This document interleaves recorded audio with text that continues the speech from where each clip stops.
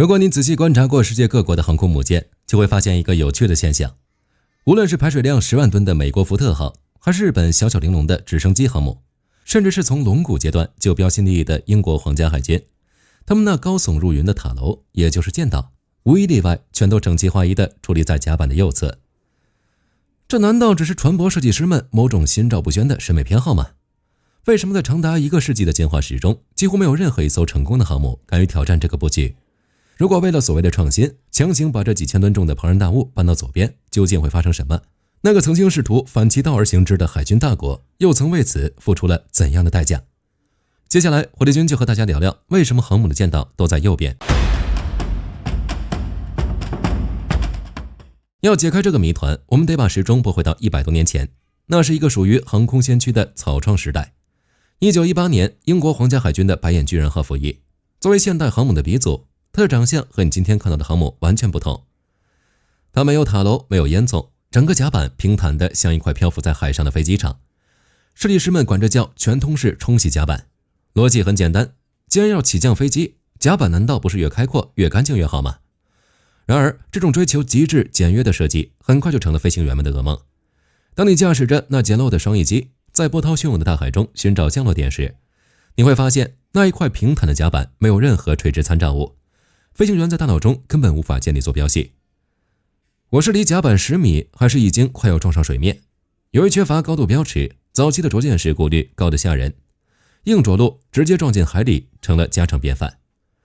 更要命的是排煙問題，戰艦龐大的動力系統會產生滾滾黑煙，為了不遮擋飛行員的視線，設計師們想破了頭。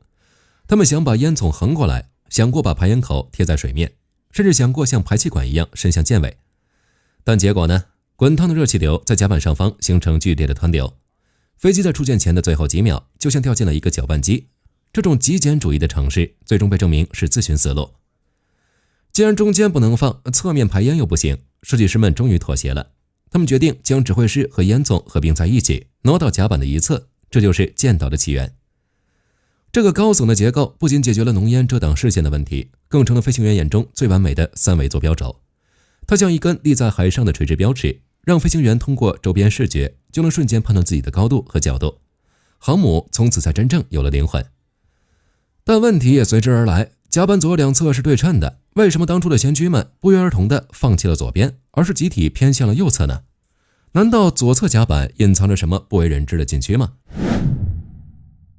其實答案就藏在飛機裡。在第2次世界大戰以及更早的幾十年裡，所有的飛機都是螺旋桨飞機，所有的单發舰載機幾乎都面臨着一種極其詭異的空气動力學現象，飛行員們管它叫左偏傾向。如果你坐在當年的舰載機座艙裡，從你的視角向外看，你會發現絕大多數往复式發動機的螺旋桨都是在順时針旋轉的。根據牛頓老爺子的第3定律，作用力必定會產生反作用力。當發動機驅動螺旋槳瘋狂向右轉動時，整架飛機的機體就會感受到一股向左旋轉的巨大力矩。這又像是你站在一艘小船上，用力向右推岸邊的石頭，你的船一定會不由自主地向左漂移。與此同時，螺旋槳旋轉時產生的氣流並不是筆直向後的，而是呈螺旋狀包裹着機身，像擰毛巾一樣向後方瘋狂旋轉。這股強大的氣流最終會狠狠地撞擊在飛機垂直尾翼的左側。由於槓桿原理，機尾被推向右側，而機頭則會像着了魔一樣猛地甩向左方。更要命的還在後面，當飛機為了降落而不得不抬起機頭，以大仰角飛行的時候，螺旋槳右側葉片的拉力會顯著大於左側，就像有一把无情的手死死地把機頭向左拽。最後再加上高速旋轉的螺旋槳本身就是一個巨大的陀螺，當尾輪離地，機身轉為水平的一瞬間，陀螺效應產生的進動偏移會給飛機補上最後一記向左的重拳。這4種互相關聯的物理力矩疊加在一起，讓當時的艦載機變成了一個天生的左撇子。哪怕是在平地起飛，飛行員都得拼命踩右舵，才能勉強維持直線。現在請你閉上眼睛，想象一個最極端的場景，你正駕駛着戰機在起伏不定的航母甲板上降落，就在即將觸艦的一瞬間，攔阻索沒勾住，或者是高度突然異常，你必須在0點幾秒內做出決定，復飛。你猛猛地把油門推到底，發動機功率瞬間爆表，螺旋槳轉速瘋狂飆升。那一刻，這4種向左拉扯的力學詛咒會同時達到巔峰。你的飛機在慣性和動力的雙重作用下，劇烈的向左偏航，向左滾轉。如果此時那座幾千噸重的艦島就擋在甲板的左側，你會看到什麼？你會看到你的機翼正無可挽回地撞向塔樓，你的座艙正筆直地衝向指揮官的窗戶。在那樣的低空低速狀態下，你根本沒有修正的時間，等待你的只有火球和爆炸。所以將艦島放在右側並不是為了好看，而是為了給飛行員留下一條絕對寬敞的逃逸通道，為那些在生死邊緣掙扎的飛行員留出了最後幾米的容錯率。既然左側是死亡禁區，右側是生還之路，那麼這套邏輯看起來應該是牢不可破的真理了嗎？可偏偏在那個瘋狂的年代，有一個國家不信邪，他們不僅把艦島放到了左邊，甚至還試圖構建一套違背物理直覺的鏡像戰術。這個國家就是當時的日本海軍，而他們的這次嘗試也將成為航空史上最著名也最慘痛的反面教材。接下來我們就聊聊那艘赤城號航空母艦。20世紀30年代的日本海軍正處於一種迷之自信的巔峰，在他們的世界觀裡，所謂的天才方案往往就是挑戰常識的代名詞。當時的海軍設計師們在圖紙上勾勒出了一個極其宏大的計劃，他們想要打造世界上第一支真正意義上的雙航母作戰編隊，這就是第一航空戰隊赤城號與加賀號。當時的戰術專家認為，兩艘航母並肩作戰，起降流程必須像機械齒輪一樣精準耦合。於是一個充滿強迫症美學的方案誕生了，鏡像布局。他們決定讓加賀號保留傳統的右置艦島，而讓赤城號則把艦島挪到左邊。為什麼呢？因為在他們的設想中，如果兩艘航母相对而行，一艘左置一艘右置，那麼两艘船的起降航路就會呈鏡像對稱展開，一艘向左盤旋，一艘向右盤旋，就像两把並排撐開的巨傘，互不干擾，完美對稱。這種布局不僅能讓有限的海域容納更多的飛機，甚至能讓兩艘巨艦貼得更近，方便指揮官用其與溝通。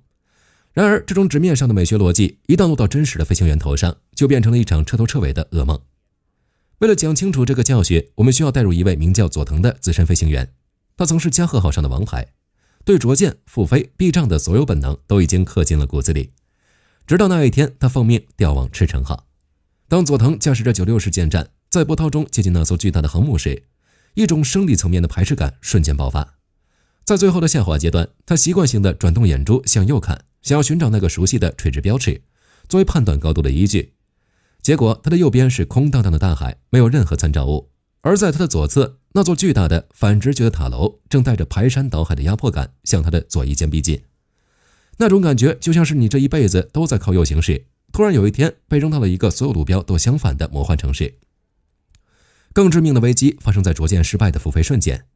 由於赤城號的艦島在左邊，佐藤必須在那電光石火的頂點幾秒內做出最反人類的反應。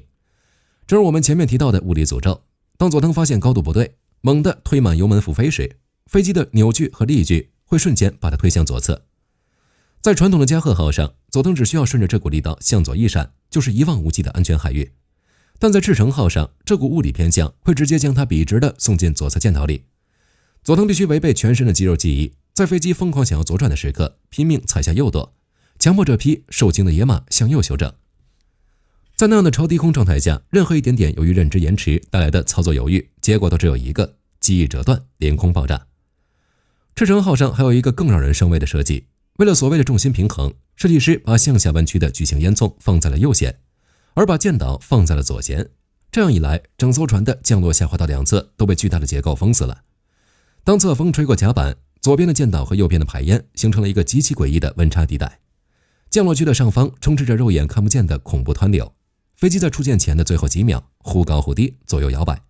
在飛行員的聯名報告中，赤城號的降落難度被描述為在地獄邊緣跳舞。很多年輕飛行員寧願在燃油耗盡時跳傘，也不願在那座左置艦島面前嘗試那次九死一生的降落。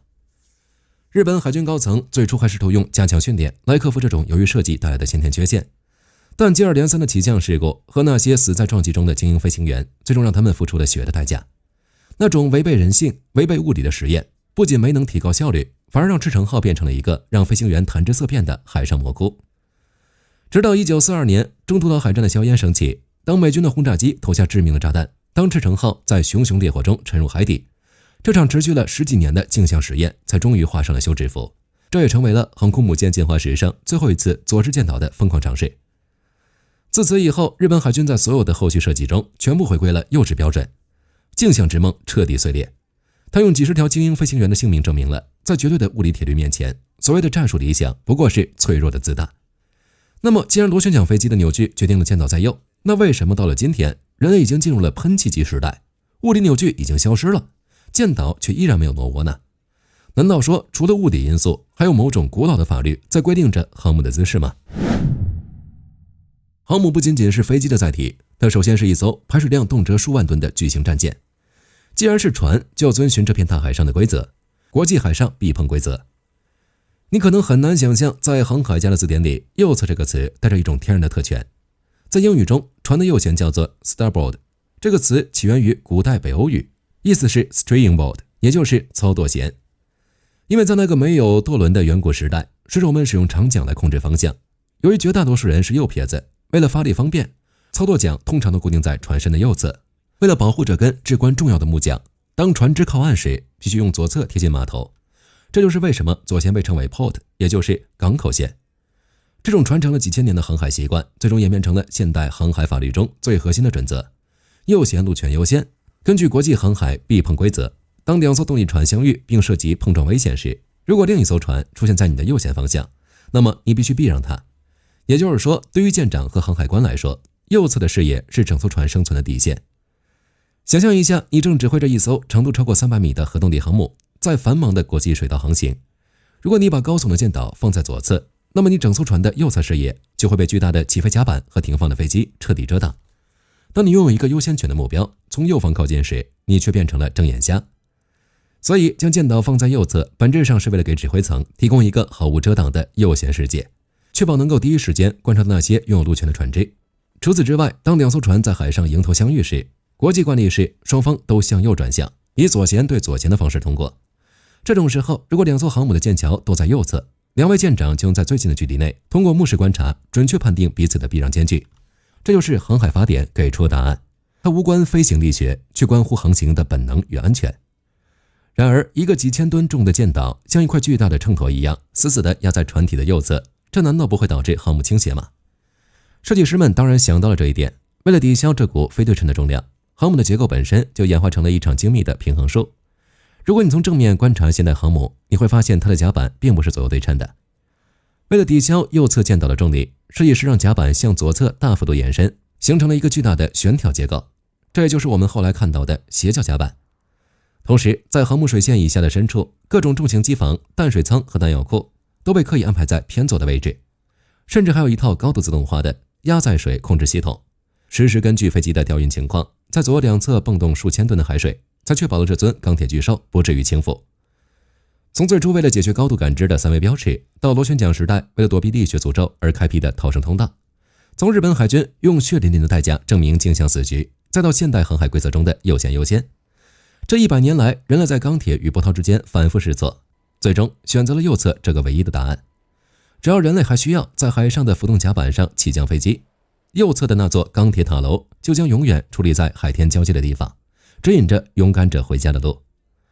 好了，以上就是本期節目的全部內容。如果你喜歡這期視頻，歡迎點讚、訂閱、關注。我是火力軍，我們下期再見。